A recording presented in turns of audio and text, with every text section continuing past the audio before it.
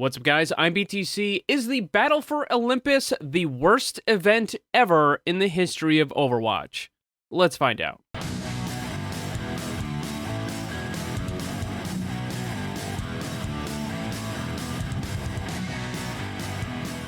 When we're talking about the worst event, I think we need to take into consideration whether it's the entire event or just the minigame, and I would argue it should be the entire event itself.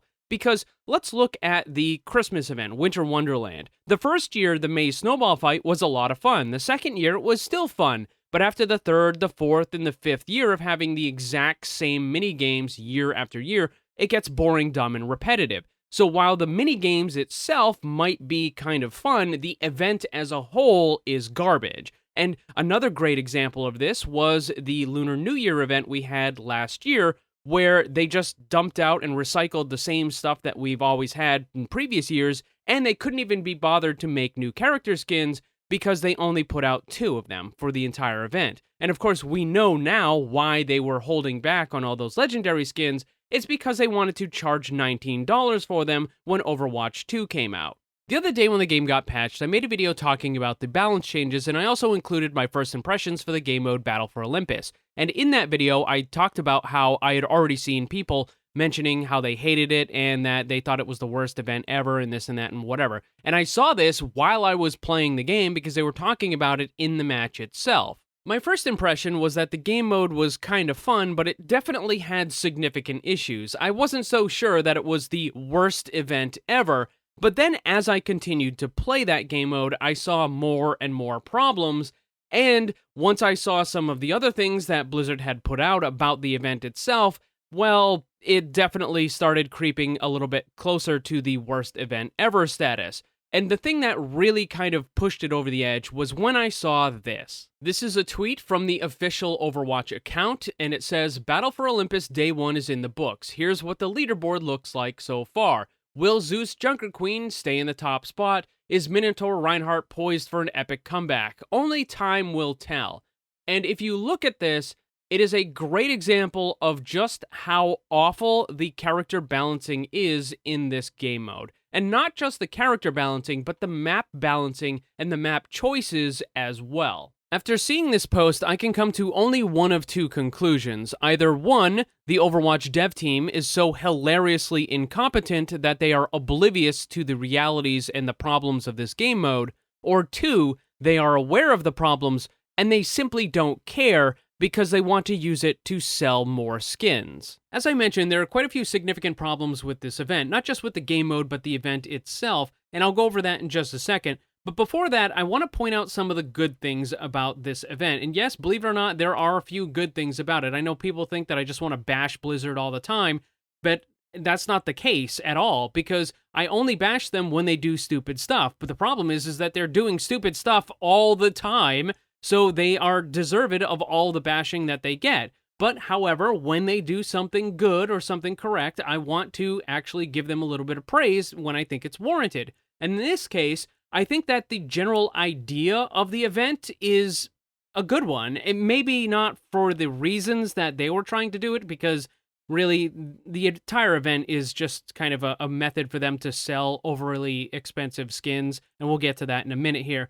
But the general idea of the event itself, I think, is a good one, where you have a bunch of characters and there's a theme that goes around them, and then you have a new game mode and it's fresh, and it can be interesting because the characters have different abilities or their normal kit has been modified, and it's fun, it's interesting, it's something new and different, and I'm glad that they were finally able to include something like this instead of just the constant stuff that we've been getting over and over again. The Bride of Junkenstein during the Halloween event was another one of these. That was essentially an archives mission sort of thing, and I thought that was pretty good, right? Now, the other part about this is that, again, the skins, while they are grossly overpriced, they're still incredibly good looking. So the 2 things that I would point out about this event that I think are actually good is, first is that they're trying something new, it's interesting, and it's a little bit different take on what we would normally have just playing regular Overwatch, and the skins are very high quality. So both of those things I think are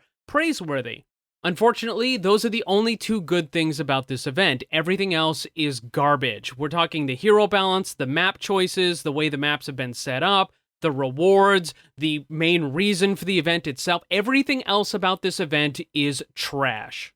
So let's jump right into it. Number one, the only reason why this event even exists is because Blizzard wants to sell some extremely overpriced skins, and they're using the new game mode as a way to get players to have a free sample. They want you to play the game mode, like the skin, and then drop $19 on an extremely overpriced skin. I don't care if it looks good or not, it's not worth $19. That's the whole point of the event. They want you to be able to see them in game, and they want you to like it enough so that you will drop a lot of money on these stupid skins. That is the single and only reason why this event exists. And anyone who says otherwise is either stupid or lying. Number two, the characters they picked for this event make absolutely no sense, especially when you consider who they're supposed to be from Greek mythology. And there are some characters in the roster that would have worked much, much better than the ones we ended up with. So let's just run through the list. I'm going to give them a grade A to F on how well they fit in with this event.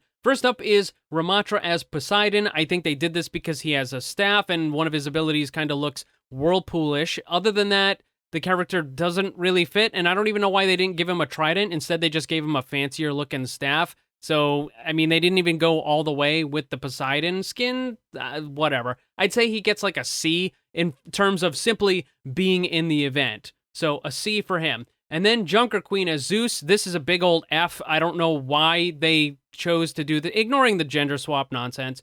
I don't know why they even made Junker Queen Zeus. She has absolutely nothing in common. None of her abilities are lightning based. She can't fly. None of that. Absolutely nothing to do with Zeus. Terrible, terrible decision. F for Junker Queen as Zeus. Next up is Minotaur for Reinhardt. And I guess he's really the only one that would fit because he's big enough. And for that reason, I would give him like maybe a B or so. But I think that you could have had a better character for Reinhardt. You could have used Heracles, which is the Greek version. Hercules is the Roman version. They're largely the same. There are some differences. Anyways, the point is that I think Heracles as Reinhardt would have been a much, much better fit than the Minotaur. Even then, the Minotaur, I mean, it's a cool looking skin, and I think it's, it's not bad, but I think Heracles would have been better.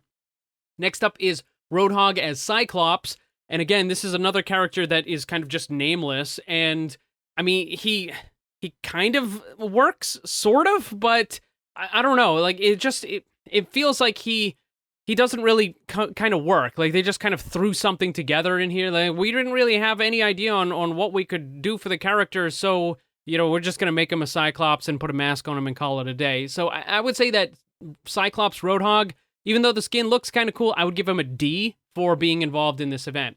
Next up is Hades Farah. Again, another gender swap, whatever. And this is absolutely an F. I do not understand this at all. Farah probably would have been much, much, much better off as Zeus, and she can actually fly, and you could have kind of changed the rockets into lightning bolts, and I mean, basically all the things that Zeus would do, flying around up on a cloud. They could have even included, like, maybe spent like 10 minutes kind of putting a little cloud underneath her or something, right? And you could have had that when she's flying around and she can throw down the rockets and they would look like a lightning bolt or something. I mean, they already did the graphics for the lightning bolt with Junker Queen, so they would have had that. You could have made Farah, ignoring the gender swap stuff, she would have been so much better as Zeus. Way better. I mean, and the whole, justice reigns from above and this and that, that would have been so much better. Can you imagine her using her ultimate and then just calling down a whole bunch of lightning bolts in the area? That would have been so much better.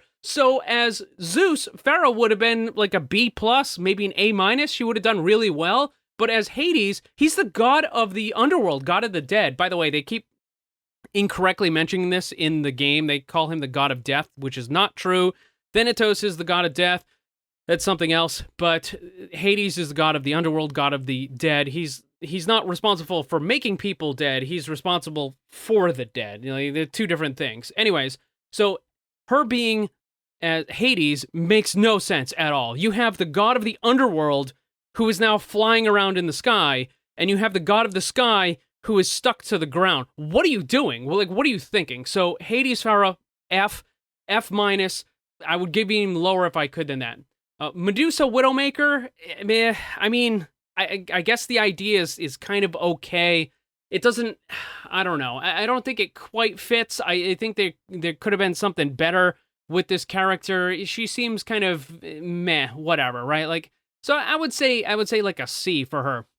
Hermes Lucio, this actually makes sense. Like having Hermes be just kind of like crazy, stupid fast and going all over the place and jumping on the walls, that makes sense. I mean, the character is not balanced, but we'll talk about that later. But as far as just Hermes Lucio, I think that works. That's probably one of the best characters in this game mode is Hermes Lucio. Everyone else is just kind of, either absolute garbage or whatever, but Hermes Lucio does work. Now, what are some of the other characters that we could have had that would have been included with this? Well, you could have had Hephaestus as Torbjorn. That would have worked. That would have been incredible. That would have completely fit with everything. You could have had Reaper as Thanatos. That would have worked. I mean, those are two right out of the gate. Those are characters that would have fit perfectly with what you have in this. And I don't know why they didn't do that. It just doesn't make any sense. Instead, you have Farah as Hades? Like, what are you thinking? Like, where are you even getting this idea from the Greek mythology? Like, it doesn't fit in any way, shape, form, or fashion. And that leads us to number 3, the hero balance, or should I say the lack of hero balance, because this game mode is hilariously and pathetically unbalanced, where some characters are completely and utterly worthless, and other characters are damn near unstoppable. So let's take a look at that image that the official Overwatch account posted. And you have Reinhardt at the bottom, and he is trailing way, way behind all of the others. And they said the comment, well, is Reinhardt gonna make a comeback? No, he's not. Do you know why? There are 4 maps right now. Ilios, where Reinhardt is completely useless. The Colosseum, where Reinhardt is completely useless. Petra, where Reinhardt is mostly useless. And then Chateau, where Reinhardt actually does some pretty good work. And that's only because all of the rooms are small and the hallways are narrow, where he's able to kind of close in on his enemies. However, that's only 1 out of the 4 maps where he has any decent chance of doing damage, and even then, you are not guaranteed to win those matches if someone decides to play Roadhog, because Roadhog will grossly overdamage anything that Reinhardt can put out. So, you have 3 maps where Reinhardt is not even worth using, and 1 map where he might work. No, Reinhardt is not going to come back from that. We'll talk more about the maps in a second, but for now let's stick to the characters and the fact that Reinhardt is unable to do any kind of reliable damage to almost half of the characters in the roster.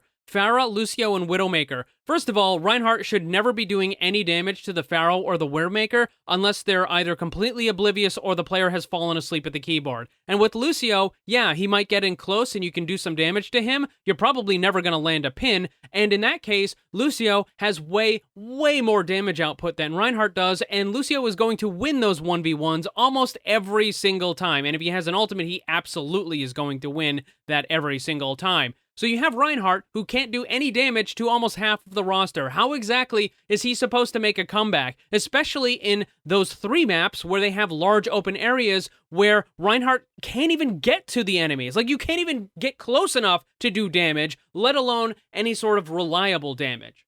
And then we have a look at the divine powers. Now, every single time one of these characters uses an ultimate, they get a divine power for about 20 seconds or so, and this does a variety of different things. With Ramatra, however, it's essentially the same thing as his normal ultimate. Like, they didn't even bother with Ramatra, they just kind of threw him in there and said, it's good enough. But with Reinhardt, his divine power empowers his charge ability, which is really dumb because the charge is stupid and slow and it's still broken. I'm going to show some video right now. You can see me charging with Reinhardt and I go right through some of the enemies, or I just kind of bump them off to the side.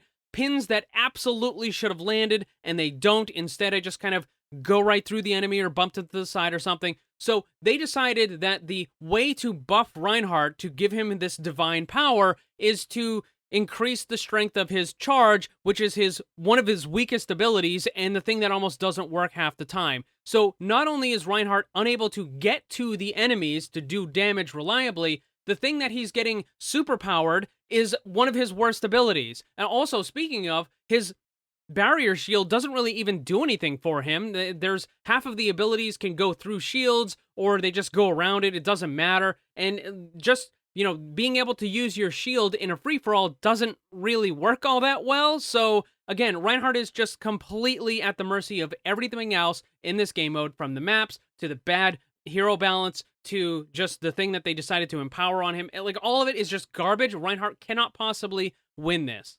Quickly mentioning some of the other characters. First of all, you have Pharah, who is going to be so high up in the air that no one can reliably do damage to her except Widowmaker. And then you have Roadhog, who is able to survive most everything in this entire game mode, and he just has an enormous amount of health. Most characters don't have enough DPS to even get through that.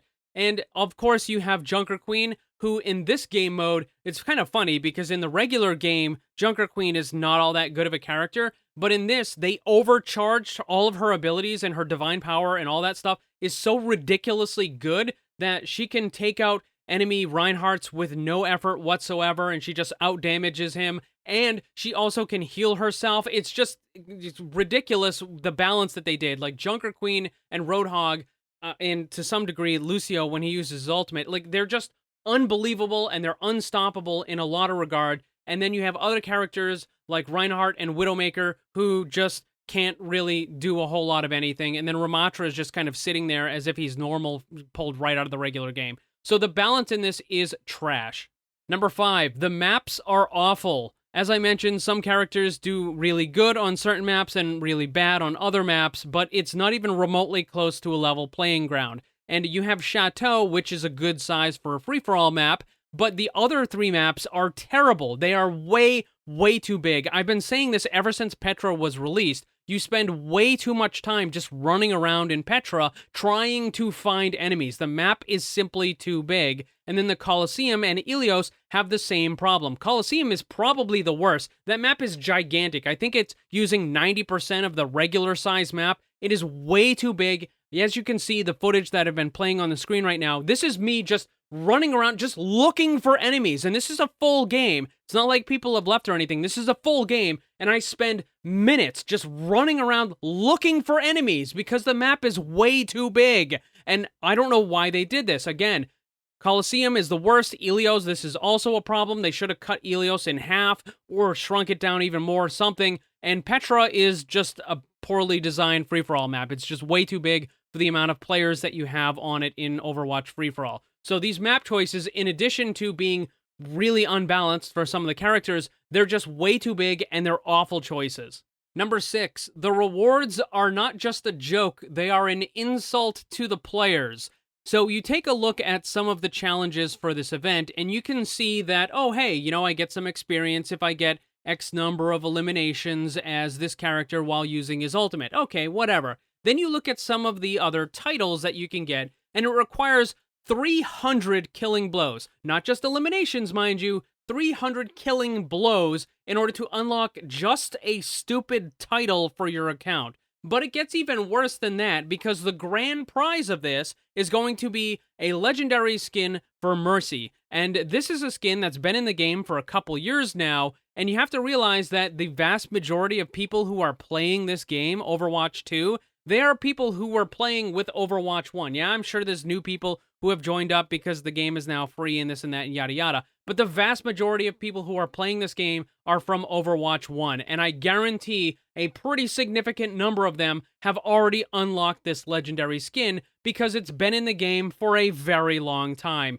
Even if you didn't want to specifically get the skin, there was a pretty good chance you probably got it out of one of the event loot boxes or something to that effect. So you have this skin that a very significant number of the player base already has, and that is supposed to be the grand reward for this event? You're supposed to get a skin that you already got like years ago? What the hell is going on? You couldn't bother to make a new skin? You couldn't bother to make one of the character skins for this event as a reward? Maybe you could have just given a token or something, or you could have given X number of credits or whatever so that a person could pick the legendary skin that they wanted to, or you could set it up so that they could pick one skin from the entire event, whether you wanted the Minotaur or the Poseidon or whatever. I know some of them are in the Battle Pass, but the thing is you could have given a bunch of different things, and instead they chose as the grand reward for this event is a skin that's been in the game for years already. That is how pathetic. It is an insult to the players. Hey, we're going to give you this But you have to go through all this stuff and do all this whatever, and the Grand Reward is going to be something that we released years ago.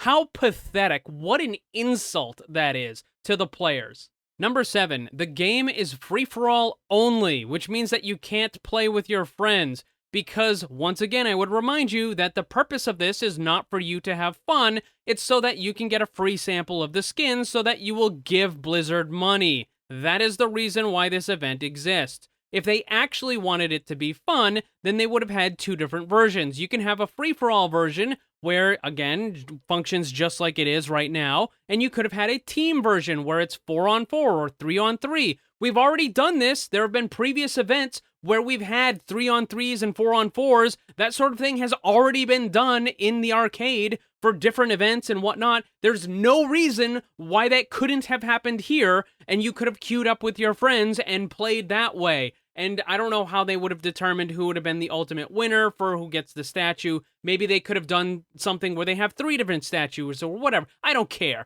Whatever. The point is that they could have had a different game mode where you can actually queue up with your friends. Now, I personally don't have a problem with free-for-all. I think it's okay. But I do understand that the vast majority of players are going to want to be able to play with their friends, and they're not going to want to just do free-for-all. So, why did you only do this? Again, it's because the event is not for you to have fun, it's for the Blizzard to sell you skins. So that's all the stuff that I wanted to point out in this event. While there were some good aspects, it's grossly overshadowed by all of the bad stuff that goes along with this event. Is there anything that I missed that you think should be pointed out? And what did you think about the event as well? Let me know down below.